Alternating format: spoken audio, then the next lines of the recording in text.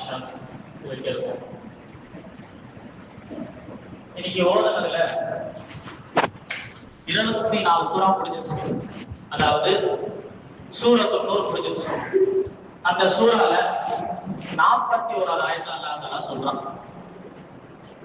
என்ன சொல்றான் அப்படின்னு சொன்னா, பறவைகள் மனிதர்கள் எப்படி தொழுகிறாங்க தஸ்பீஹ் செய்றாங்க, அதே மாதிரி பறவைகளும் தஸ்பீஹ் செய்து அல்லாஹ் அதனுடைய தொழுகையை பத்தி அது தெரிஞ்சு வச்சிருக்குன்னு அல்லாஹ் சொல்றான். சரிங்களா? பறவைகள் பேசுது, விலங்குகள் பேசுதுன்னு சொல்லிட்டு அல்லாஹ் தஆலா உயிரிகளை பத்தி, அத பயாலஜி சொல்றாங்கல்ல, அதை பத்தி அல்லாஹ் தஆலா குர்ஆன்ல உள்ளடக்கியிருக்காங்க. ஆக ஒரு மனிதன் வாழ்க்கையில எவ்வாறு வாழணும், எவ்வாறு வாழக்கூடாது, வாழ்க்கையில எவ்வளவு படிப்பினை வேணும், எந்த அளவுக்கு வரலாறு தெரிஞ்சிருக்கணும், எந்த அளவுக்கு அறிவியலை தெரிஞ்சுக்கணும்னு சொல்லிட்டு எல்லா விஷயங்களையும் உள்ளடக்கி வைத்திருக்கும் ஒரு வேதம் தான் அல் குர்ஆன். அந்த அடிப்படையில அல்லாஹ் தஆலா உயிர்களை பத்தி பேசுறான், குறிப்பா பறவைகளை பத்தி. பொதுவா நம்ம எல்லாருக்குமே தெரியும், 18 வரும்போது அந்த 5 அறிவுள்ள அந்த ஜீவன் கட்டிக்கிட்டே இருக்கும் இல்லையா? கையில கல் எடுப்பான், பல்ல உடைப்பான். ஆனா நம்ம அப்படி இருக்கக்கூடாது. வெறும் அந்த நாய்க்காகவும் ஒரு பாவியான பெண்மணி, அவங்க தன்னுடைய அந்த மோஜான ஷூ இருக்கு இல்லையா, அதுல தண்ணி எடுத்து கொடுத்ததுக்காக வேண்டி சொல்றதுக்கு போயிட்டாங்க. தொழுகையாளி, எப்போதுமே தொழுதுட்டு இருப்பாங்க. அப்படிப்பட்ட ஒரு பெண்மணி ஒரு பூனைக்கு தண்ணி கொடுக்காதனால நரகத்துக்கு போனாங்க. வெறும் ஒரு 5 அறிவுள்ள ஜீவனுக்காக வேண்டி அல்லாஹ் தஆலா இப்படி பார்க்கணும். ஆக நம்ம இப்படிப்பட்ட ஜீவனுக்கும் நம்ம கருணை காட்டணும்.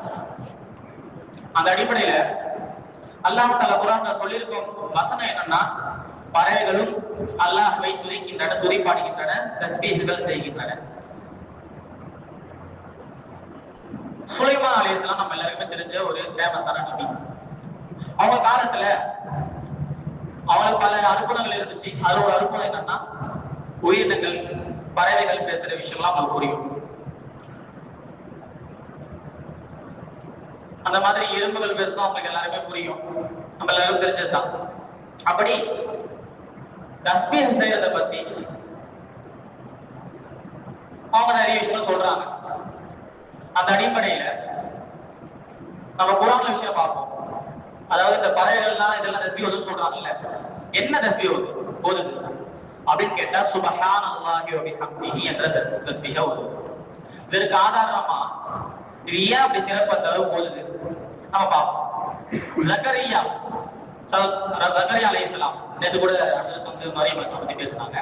அவங்களுடைய பாதுகாப்பாளர் ஒருத்தவங்க, அவங்க பாதுகாக்கும் பொழுது மரியம் அலைஹிஸ்ஸலாம் பாக்குறாங்க, சீசன் இல்லாத பழங்கள் எல்லாம் இருக்கு, என்ன விஷயம் எப்படி வந்துச்சு கேட்டா, இது அல்லாஹ் கிட்ட வந்துச்சு, ஆதா மினேந்தி ரப்பி, அல்லாஹ் கிட்ட வந்துச்சு அப்படி சொன்ன உடனே இவங்களுக்கு வந்துருச்சு. அப்போ நம்மளும் கேட்போமா அப்படின்னு சொல்லிட்டு அவங்க அல்லாஹ் கிட்ட கேட்கறாங்க.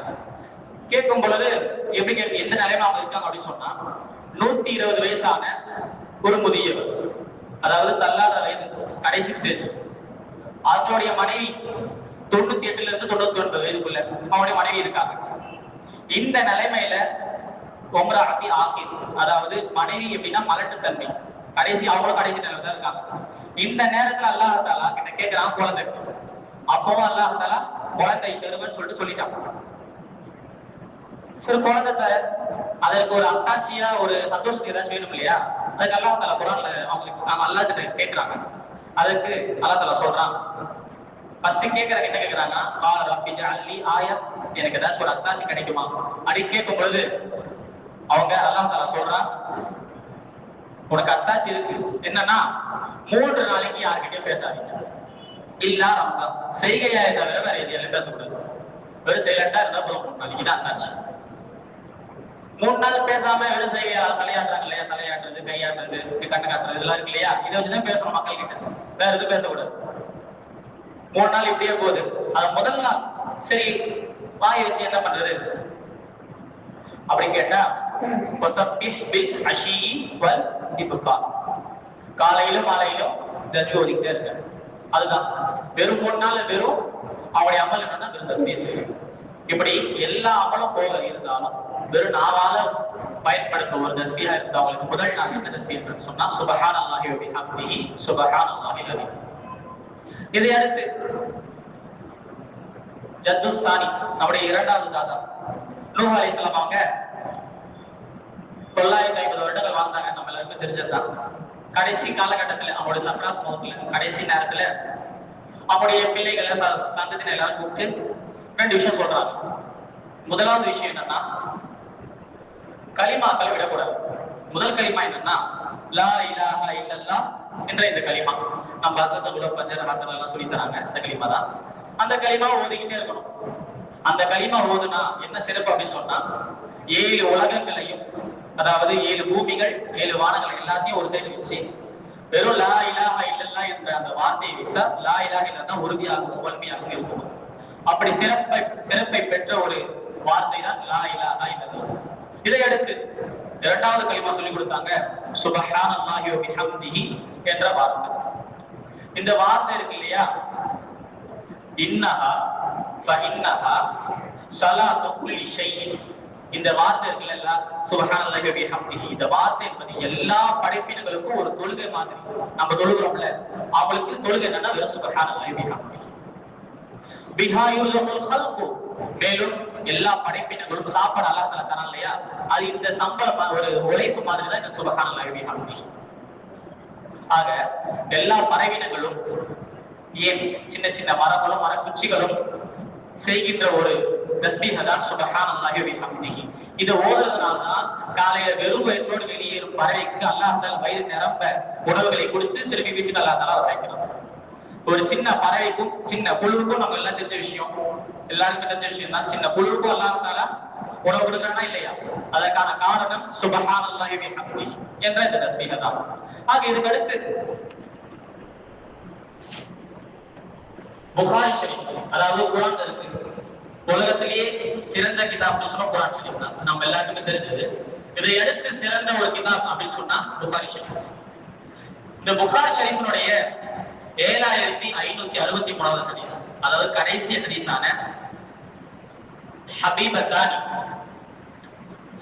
ஹபீபத்தானி இல ரஹ்மான், அல்லாஹ் கிட்ட கலிமத்தானி ஹபீபத்தானி இல ரஹ்மான், அல்லாஹ் கிட்ட ரொம்ப நெருக்கமான, ரொம்ப அல்லாஹ்வுக்கு பிடிச்ச ஒரு கலிமா, 2 கலிமா. மேலும் சகீலத்தானி ஃபில் மீசான் வ ஹபீபத்தானி அலல் லிசான்.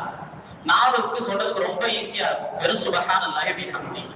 ஆனா அல்லாஹ்வுடைய அந்த தராசுல மிகவும் வலிமை பெற்ற ஒரு வார்த்தைகளா இருக்கும். ஆனா அல்லாஹ்வுக்கு ரொம்ப பிடித்தமான வார்த்தையா இருக்கும். இப்படிப்பட்ட சிறப்பை பெற்ற ஒரு தஸ்பீஹ் தான் சுபஹானல்லாஹி வ பிஹம்திஹி.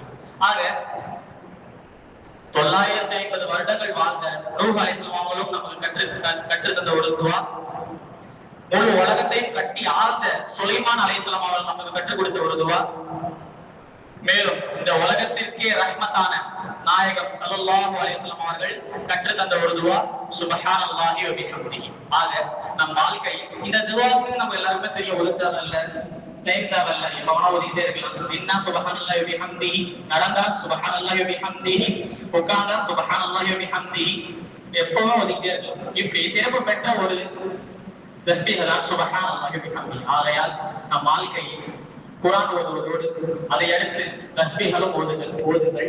ஓதி அல்லாஹ்விற்கு மிக பிடித்த அடையாளமாக ஆக வேண்டும். ஆக இன்னல்களை இன்பங்களாக ஆக்க, துன்பங்கள் துயரங்களை மலரை போல நம் வாழ்க்கையை மாற்ற அதிகம் தொழுது குர்ஆனை ஓதி ஜிக்ர்களை ஓத அல்லாஹ் நமக்கு தௌஃபீக் செய்வானாக. ஆமீன். அஸ்ஸலாமு அலைக்கும் வரஹ்மத்துல்லாஹி வ பரகாத்துஹு.